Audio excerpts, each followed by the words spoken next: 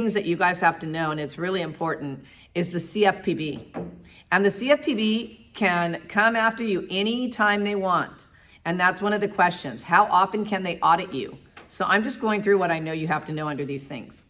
So they'll ask you, how often does the CFPB, how often can they audit you? They can audit you as many times as they want, as often as they want. If they audited you last week because you have a complaint, they may call you up if you have another complaint and audit you again. If they feel that you did something that you shouldn't have done and that they audited you and found out that, they can make you pay for the audit, okay? And you have to keep all your paperwork. Anything that they ask for, they can ask for anything that pertains to any of your loan files. So just remember, they can do anything they want. They're the CFPB, okay? They have the authority to do whatever they want, okay? Administration of oath. In connection with examinations, a mortgage loan originator operating in any state, the Bureau of Examiners appointed by the Bureau may administer oaths and affirmations and examine and take prospective testimony under oath as to any matter to respect to any affairs of such mortgage loan originator. Assessments, the cost of conducting. So again, and they're going to go through this over and over under the different sections. So if they have to come out and audit you, you may be paying for it. Let me make sure, I don't want to say all the time, but I want to make sure that that pretty much covers it. Anytime, anything you have that has to do with any of your loan, you have to have, they have to be able to have access to it. I want to make sure that things that you have to know that are important. One of the things that's important on page 133 under penalties, it says a state regulatory authority may impose a civil penalty on a mortgage loan originator or person subject to the SAFE Act if the state regulatory authority finds, after notice and opportunity for hearing, that such loan originator or person subject to the Act has violated or failed to comply with any of the requirements. The maximum amount of a penalty, for each act or omission shall be $25,000.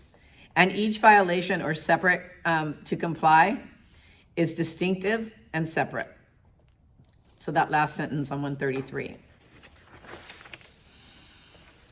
Over on the next page, 134, is 3 different types of protections. Each state must choose one of the following options. So a question could be one of the options of protection. All of the following are, but one isn't. So you'll need to know surety bond, minimum net worth, and state fund. So when it comes to your surety bond and your minimum net worth, it's not you personally, it's who you work for. So the company has usually a surety bond or a minimum net worth that they have to have. And our state has the recovery account. So if you're under the Department of Real Estate, you'd be under the recovery account, okay?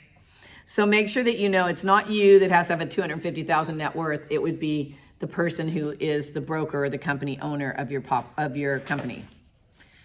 Go over to page 136, super easy stuff. This is where they're going to start repeating stuff over and over and over in this book.